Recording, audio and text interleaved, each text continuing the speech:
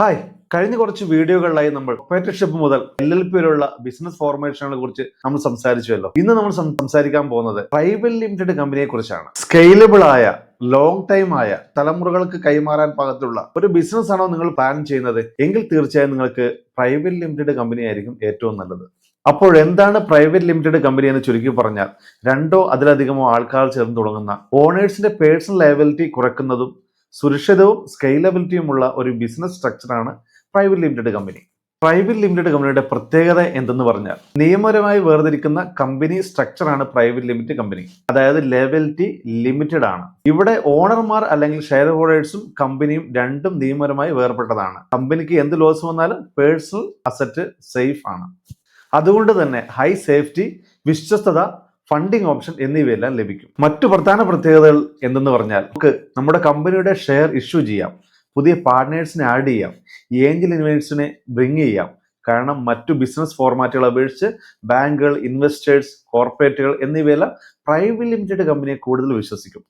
പിന്നെ മറ്റൊരു പ്രത്യേകത എന്നത്, ഓണേഴ്സ് മുഴുവനായി മാറിയാലും കമ്പനി നിലനിൽക്കും എന്നതാണ്. പിന്നെ നേരത്തെ പറഞ്ഞ പോലെ തന്നെ ഇൻവെസ്റ്റേഴ്സ്, പ്രത്യേകിച്ച് ഏഞ്ചൽ ഇൻവെസ്റ്റേഴ്സ്, ബാങ്ക് എന്നിവ പ്രിഫറൻസ് ചെയ്യുന്നതും തീർച്ചയായും പ്രൈവറ്റ് ലിമിറ്റഡിന് തന്നെയാണ്. കഴിഞ്ഞ വീഡിയോയിൽ നമ്മൾ ചർച്ച ചെയ്ത LLPയും പ്രൈവറ്റ് ലിമിറ്റഡ് കമ്പനിയും തമ്മിലുള്ള വ്യത്യാസം എന്ന് നമുക്ക് നോക്കാം. ഒന്നാമത്തെ തന്നെ ബ്രാൻഡിംഗ് ക്രെഡിബിലിറ്റി ആണ്. പ്രൈവറ്റ് ലിമിറ്റഡിൽ ബ്രാൻഡിംഗ് ക്രെഡിബിലിറ്റി കൂടുതലാണ്. Investors funding, virtual capital, Angel funding എന്നിവ പ്രൈവറ്റ് ലിമിറ്റഡിൽ എളുപ്പമാണ്. അതേപോലെ തന്നെ ഷെയർ ട്രാൻസ്ഫർ ചെയ്യുക എന്നതും വളരെ എളുപ്പത്തിൽ പ്രൈവറ്റ് ലിമിറ്റഡ് കമ്പനിയിൽ ചെയ്യാൻ പറ്റും. പ്രൈവറ്റ് ലിമിറ്റഡിൽ കോർപ്പറേറ്റ് ഡിസിപ്ലിനിലാണ് നിയന്ത്രണങ്ങൾ ഉള്ളത്. എന്നാൽ LLPയിലാണെങ്കിലോ പാർട്ണർഷിപ്പ് ലെവലിലുമാണ് ഉള്ളത്. കൂടുതൽ വളരണമെന്ന ലക്ഷ്യവും അതേപോലെ തന്നെ ബ്രാൻഡിങ്ങും കൂടാതെ ഇൻവെസ്റ്റേഴ്സിൽ നിന്നുള്ള ഫണ്ടിങ് ഒക്കെയാണ് ലക്ഷ്യം വെക്കുന്നതെങ്കിൽ നമുക്ക് പ്രൈവറ്റ് ലിമിറ്റഡ് കമ്പനി എടുക്കാൻ പറ്റും. എന്നാൽ കുറഞ്ഞ ചിലവിൽ ഒരു പാർട്ണർഷിപ്പ് ഫീലിൽ നിന്നല്ലാതെ പ്രൈവറ്റ് ലിമിറ്റഡ് കമ്പനി തന്നെ പോലെ പേഴ്സണൽ അസറ്റ് സേഫ് ആക്കി നിങ്ങൾ വെച്ച് ബിസിനസ് ചെയ്യണമെങ്കിൽ LLP തന്നെയാണ് ഉചിതം. ഇനി പ്രൈവറ്റ് ലിമിറ്റഡ് കമ്പനി ചെയ്യാൻ എന്തൊക്കെ വേണമെന്ന് നമുക്ക് നോക്കാം. LLP രജിസ്ട്രേഷൻ ചെയ്യുന്ന പോലെ തന്നെ പ്രൈവറ്റ് ലിമിറ്റഡ് കമ്പനിയും മിനിസ്ട്രി ഓഫ് കോർപ്പറേറ്റ് അഫയേഴ്സിന്റെ വെബ്സൈറ്റ് ആയ mca.gov.in എന്ന പോർട്ടൽ വഴിയാണ് രജിസ്റ്റർ ചെയ്യേണ്ടത്. ഫൗണ്ടർമാരായി കുറഞ്ഞത് 2 പേരെങ്കിലും വേണം, മാക്സിമം 15 പേരും. ഡയറക്ടർമാരുടെ പാൻ, ആധാർ കാർഡ് എന്നിവയും DIN നമ്പറും DSCയും വേണം. കൂടാതെ company name, reservation, company activity details എന്നിവയും വേണം. ആദ്യ സ്റ്റെപ്പ് എന്നത് ഡയറക്ടർമാരുടെ ഡിജിറ്റൽ സിഗ്നേച്ചർ DSC എടുക്കുക എന്നതാണ്. ഡയറക്ടർമാരുടെ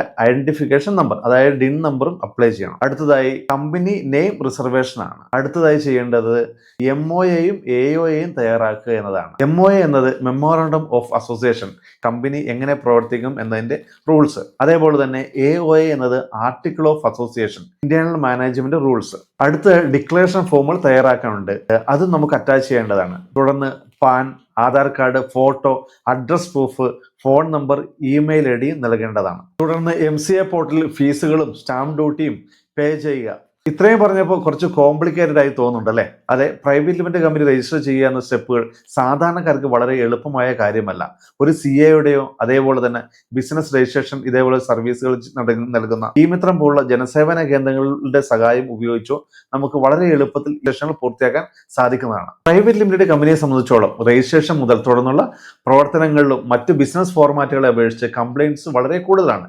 കംപ്ലയിൻറ്റ്സ് എന്ന് പറഞ്ഞാൽ 2013 കമ്പനി ആക്ട് പ്രകാരം ആദായ നികുതി, GST, തൊഴിൽ നിയമങ്ങൾ തുടങ്ങിയനുസരിച്ചുള്ള സർക്കാർ അതോറിറ്റികളുമായിട്ടുള്ള പ്രത്യേകിച്ച് ROC, രജിസ്റ്റർ ഓഫ് കമ്പനീസ് എന്നിവയ്ക്ക് എല്ലാ വർഷവും ആവശ്യമായ റിപ്പോർട്ടുകളും രേഖകളും സമർപ്പിക്കുകയും നിയമപരമായി ബാധ്യതകൾ നിറവേറ്റുകയും ചെയ്യുക എന്നതാണ്. മുകളിൽ സൂചിപ്പിച്ചതെല്ലാം സ്വന്തമായി ചെയ്ത് ഒരു പ്രൈവറ്റ് ലിമിറ്റഡ് കമ്പനി രജിസ്റ്റർ ചെയ്യുന്നത് വളരെ എളുപ്പമായിരിക്കില്ല. എന്നാൽ അസിസ്റ്റൻസ് എടുത്തുകൊണ്ട് തന്നെ രജിസ്റ്റർ പൂർത്തിയാക്കുന്നതാണ് ഉചിതം. ഇതൊക്കെ ചെയ്തുകൊണ്ട് കമ്പനി തുടങ്ങാൻ വളരെ ബുദ്ധിമുട്ടാണല്ലോ എന്ന് ഒരു ചിന്തയും വേണ്ട.